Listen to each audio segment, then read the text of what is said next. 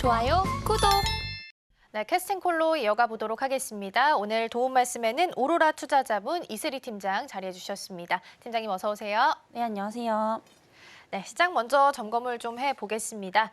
양시장 하락하면서 출발을 했고 여전히 외국인과 기관 투자자는 매도 포지션입니다.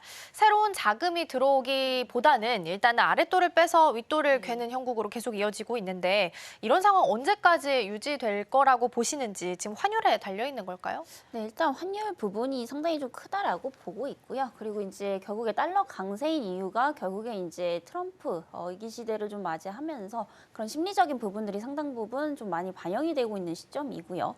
그리고 이제 또 어제 이제 또 관세 관련해서 또 이야기가 좀 나온 상황입니다. 그래서 보편 관세 10%를 적용하겠다.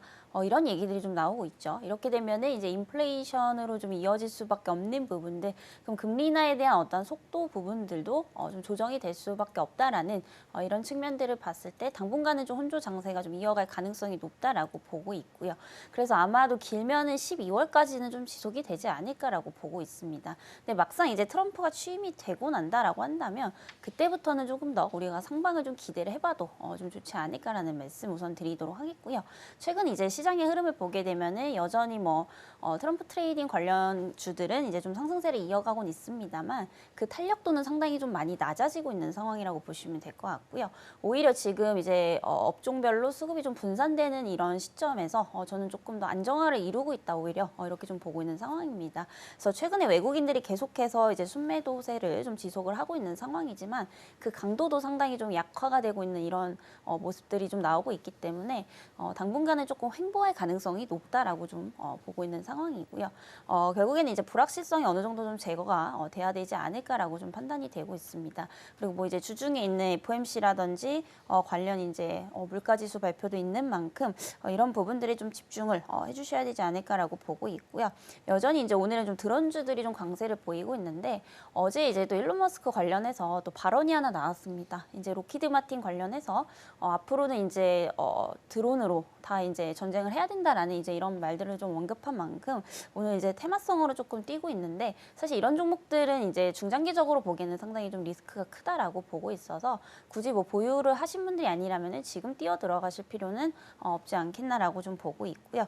여전히 지금 시장은 좀 과대 낙폭되어 있는 종목군들 위주로 좀 보시는 게 좀 좋을 것 같습니다. 그래서 최근에 보면은 사실 트럼프 트레이딩 관련주 제외하고서 뭐 이제 그동안 낙폭이 심했던 2차 전지라든지 그리고 반도체는 이제 일부만 그렇다라고 좀 보시면 될 것 같고요.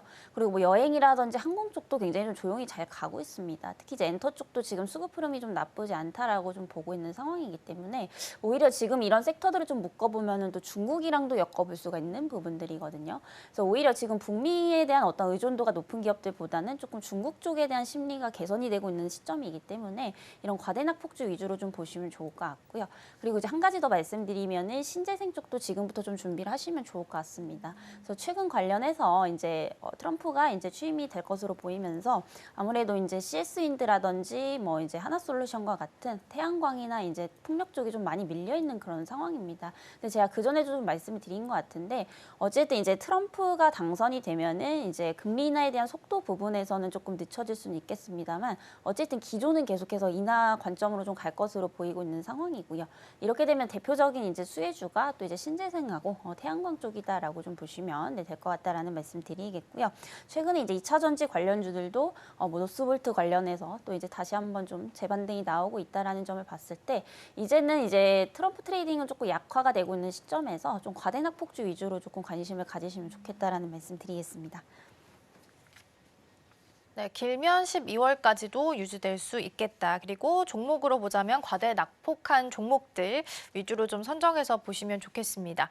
그래서인지 외국인이 삼성전자 오랜만에 순매수를 찍혔지만 사실상 더 많이 담아갔던 종목들은 좀 다른 쪽이었습니다. 배당이 높은 통신주 혹은 유틸리티 같은 한국전력들도 오늘도 같이 좀 담아가는 모습입니다.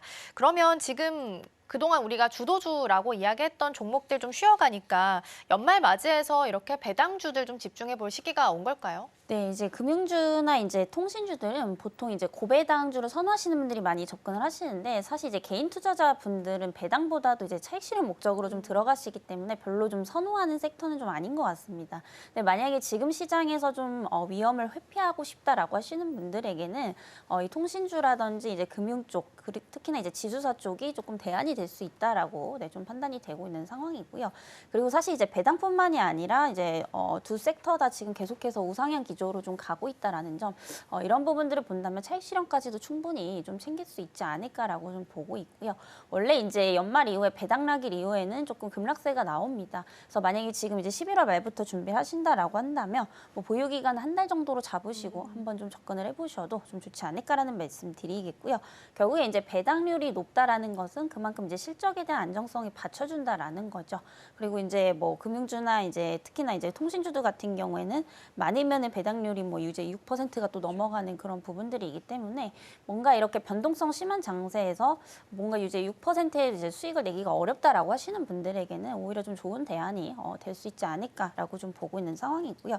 특히나 이제 금융주들 같은 경우에 지금 외국계 증권사에서 이제 스트롱바이 의견이 좀 나오고 있는 만큼 앞으로 외국인들의 어떠한 집중 매수세가 좀 이어질 것으로 보이고 있습니다. 그래서 여러 가지 이제 종목들이 있지만 그 중에서 이제 가장 대장격으로 좀 보면은 이제 KB금융 같은 경우에도 최근에 이제 급락이 좀 나왔습니다만은 결국에는 이제 시세를 또 다 회복을 했다라는 거거든요.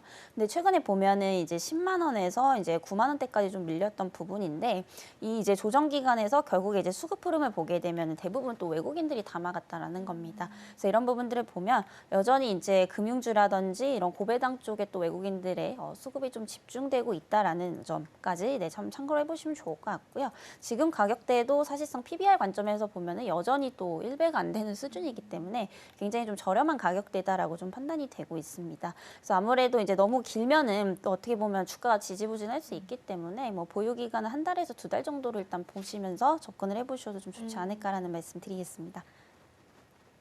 네, 보유 기간에 대한 말씀도 해주셨습니다. 위험 회피를 위해서는 뭐 통신이나 지주사도 괜찮고 한 달에서 두 달 정도 보유 가능하다라고 말씀해 주셨고 그래서 오늘은 은행이나 보험 쪽도 강세를 보이면서 가고 있는 것으로 확인되고 있습니다. 자, 그럼 SK 하이닉스 하나 체크를 좀 해보겠습니다. 오늘은 3%대로 좀 더 낙폭이 삼성전자보다도 깊게 움직이는 모습을 좀 보이고 있습니다. 어제 증권사 리포트 보니까 TP가 24만 원에서 22만 원으로 내년 가이던스에 대한 부분이었는데 8.3% 정도 하향 조정이 됐습니다. 올해보다 내년이 더 힘들어질 거다라는 의견이었는데 주가에는 또 문제가 없는 걸까요? 네, 우선은 이제 하향 조정이 된 부분들이 이제 경쟁사들이 좀 이제 치고 들어오는 게 아니냐 뭐 이런 여러 가지 뭐 노이즈들이 좀 있는 상황인데 아직까지는 좀 거기까지 판단하기엔 이르지 않나라고 좀 보고 있고요. 결국 이제 하이닉스 같은 경우에 이제 내년에 또 가이던스를 좀 봐야 되는 부분이지만 적어도 올해 4분기랑 내년 상반기까지는 내 실적이 좋을 수밖에 없는 상황입니다. 어쨌든 지금 블랙엘 관련해서 지금 출시를 앞두고 있는 뭐 그런 상황, 본격적으로 양산을 하려는 그런 시기이기 때문에 당연히 HBM3 2도 수요가 늘어날 수밖에 없겠죠. 그래서 블랙엘 같은 경우에 이제 HBM3 2 8단이 들어갈 것으로 보이고 있고요. 또 이제 블랙엘 울트라 같은 경우에는 HBM3 2 12단이 좀 들어갈 것으로 보이고 있습니다. 어쨌든 지금 하이닉스는 엔비디아의 어떤 동향을 좀 살피시는 게 훨씬 더 좀 좋다라는 말씀 우선 드리겠고요. 만약에 이제 블랙엘을 차질이 생긴다라고 한다면 이제 생산에 대한 부분이 이제 차질이 생긴다라고 한다면 이제 하이닉스 같은 경우에 주가가 조금 더 밀릴 수는 있는 부분이지만 만약에 이제 정식적으로 이제 제 시기에 양산을 한다라고 했을 시에는 같이 좀 실적이 좋아질 수밖에 없는 그런 구조를 좀 가지고 있기 때문에 여전히 하이닉스에 대한 이제 매수 관점은 좀 유효하지 않나라고 좀 보고 있는 상황이고요. 사실 이제 목표 주가가 그 전에 이제 한 24만 원대였던 걸로 알고 있는데 맞아요. 지금 22만 원이잖아요. 근데 제가 항상 목표가는 22만 원대까지 좀 말씀드렸기 때문에 거기까지는 좀 보셔도 좋지 않을까라는 말씀 드리겠고 그래서 24만 원 이제 전고점이 24만 8,500원대죠. 여기를 넘어가려면 사실상 계속해서 좀 서프라이즈를 보여줘야 되는 상황인데 그거는 조금 쉽지 않을 것 같아요. 내년으로 갈수록.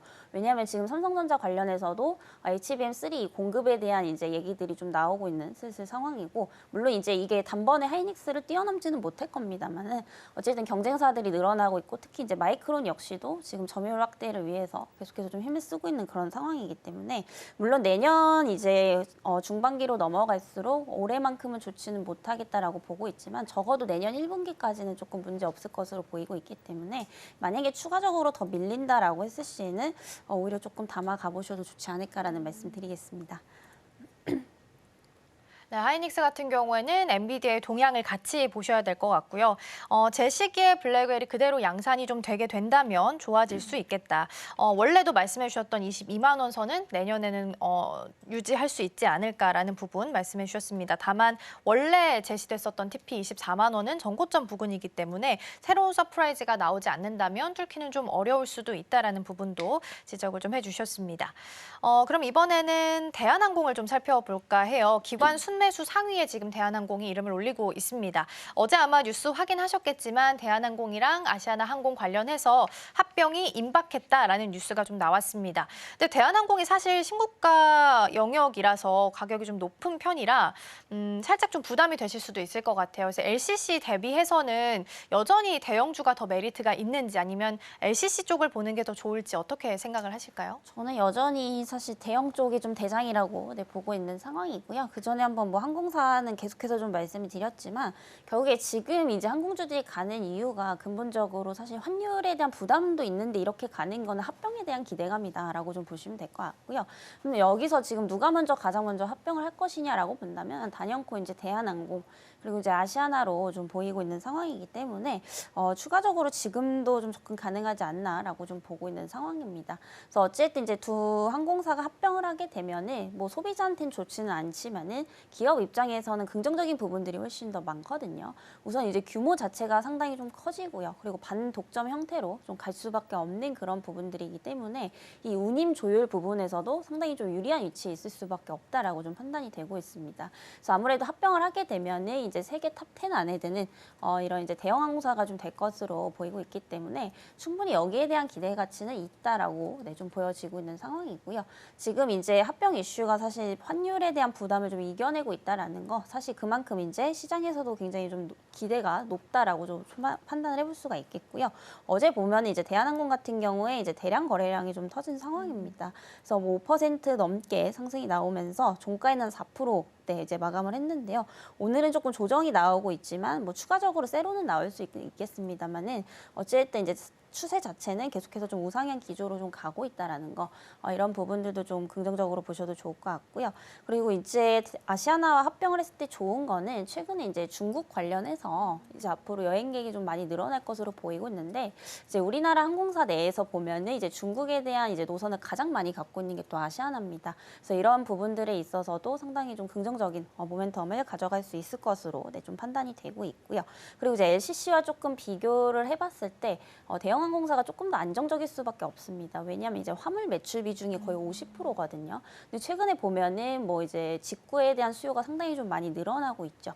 그래서 뭐 그 알리익스프레스라든지 이제 중국발 이 물량이 상당히 좀 많이 늘어나고 있는 상황이기 때문에 이 화물 운임도 상당히 많이 좀 증가를 하고 있다라는 겁니다. 그래서 어쨌든 LCC 같은 경우에는 이제 여객 수요가 이제 줄게 되면은 그대로 이제 이게 적자로 좀 이어질 수가 있는 부분인데 대한항공 같은 경우에는 상대적으로 그 코로나 때도 잘 버텼던 게 그때 당시에 이제 너무 이제 택배 물동량이 많아지다 보니까 운임이 상당히 많이 올랐었죠. 그래서 여객 쪽이 사실 수익성이 악화가 돼도 이쪽 부분에서 방어를 조금 해줬던 그런 부분들이기 때문에 어느 정도 이제 실적에 대한 안정성을 보더라도 대형 항공사 쪽을 조금 더 보시는 게 맞는 것 같고요. 그 중에서 탑픽은 이제 대한항공을 좀 말씀을 드려보도록 하겠습니다.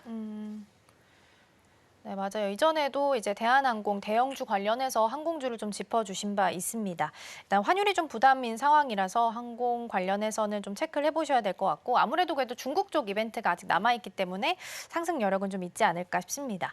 오랜만에 비만 치료제 어제 이제 미국 시장에서 이슈가 있었기 때문에 한 가지 좀 짚어보겠습니다. 일단 출시 우리나라에 들어오고 나서 이제 한 달쯤 지났는데 우하향하는 분위기가 계속 보였습니다. 또 어제는 미국에서 뭐 메디케어나 혹은 메디케이드 비용 지원에 대한 이야기가 좀 나오게 되면서 일라이릴리가 상승을 좀 했는데 반대로 또 암젠 같은 경우에는 장기 비만약과 관련해서 임상시험이 사실 시장 기대치보다는 좀 못 미치다 보니까 급락하는 모습을 보였습니다. 그래서 비만 치료제에 대해서 전략을 좀 여쭤보고자 하는데 물론 로버트 케네디 주니어 리스크가 여전히 남아 있습니다. 이 부분에 대해서는 비만 치료에 대해서 체중 감량약에 대해서는 좀 부정적으로 보는 인물이다 보니까 전략을 좀 어떻게 세워야 될까요? 내년에 일단 젯바운드 이슈 남아 있긴 하거든요.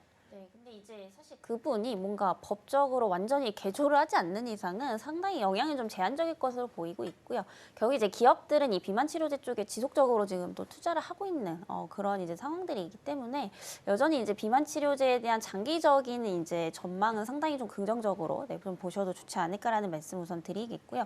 최근에 보면은 펩트론이 굉장히 잘 가다가 보면은 이제 고점 대비해서 거의 30% 넘게 이제 밀렸던 그런 모습이거든요. 근데 지금도 보면은 오늘도 사실 반등이 없는 상황입니다. 맞아요. 그래서 추가적인 조정은 좀 더 나올 수는 있겠습니다만, 근데 이 내용을 좀 보게 되면 결국에 이제 펩트론 같은 경우에도 그 일라일리와 관련해서 지금 협력 관계에 있는 상황인데 최근에 그 IR을 한번 좀 진행을 했었습니다. 근데 거기서의 내용이 뭐냐면 결국에 이제 그 구체적인 어떤 생산 일정이라든지 이런 계약 조건이 나오지 않았다라는 이유로 이렇게까지 지금 급락이 나온 상황인데 사실상 이제 그 펩트론 같은 경우에 기밀 유지 협약을 체결을 하고 있기 때문에 그 전에도 이거를 다 말을 할 수 없었던 그런 상황들이었거든요.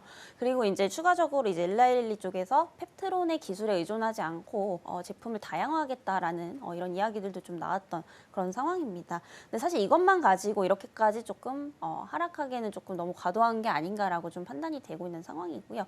지금 이제 일라일리와의 어떤 협력이 깨진 게 아닙니다. 그래서 결국에 그 말 한마디에 지금 이렇게까지 밀린 상황이고 알테오젠 역시도 좀 마찬가지고요. 그래서 사실 이렇게까지 좀 밀릴 일이 아닌데 빠졌다라는 것은 전 저가 매수의 좀 기회다라고 좀 보고 있고요. 특히나 이제 펩트론 같은 경우에는 왜 조금 더 주목을 해보셔야 되냐면 지금 비만 치료제 관련해서 가장 중요한 기술이 결국에는 이제 장기 지속형입니다. 그래서 그 스마트 데포라는 지금 플랫폼 기술을 보유를 하고 있다라고 좀 보시면 될 것 같고요. 앞으로는 이제 월 1회에서 그리고 월 이제 월 6개월에 한 번씩 뭐 이런 식으로 지속형으로 계속해서 좀 늘려지는 기술들이 부각을 받을 수밖에 없는 그런 상황이기 때문에 사실상 이제 전망에 대한 부분들은 지속적으로 좀 밝게 보셔도 좀 좋겠다라는 말씀 드리겠지만 최근에 이제 뭐 알테오젠이라든지 펩트론이라든지 이런 풍문에 의해서 조금 주가가 좀 민감하게 좀 반응을 하고 있다라는 점에서는 단기적으로는 조금 변동성 확대에 좀 주의를 하실 필요가 좀 있겠다라는 말씀 드리겠고요. 결국에 이제 바이오 산업은 지속적으로 좀 발전할 수밖에 없다라고 저는 좀 판단이 되고 있습니다. 결국에 이제 금리 인하 기조로 가게 되면은 여기서 또 최대로 수혜를 받을 수 있는 것은 대표적으로 또 제약 바이오이기 때문에 조금 멀리 보고 접근하신다라고 한다면 여전히 조금 긍정적으로 보셔도 좀 좋겠다라는 말씀 드리겠습니다. 지금 바로 구독을 눌러보세요. 실시간 경제 뉴스, 투자 전문가들의 다양한 시황과 정확한 분석, 또 알찬 투자 정보까지 신뢰할 수 있는 저희 서울경제TV와 함께하세요.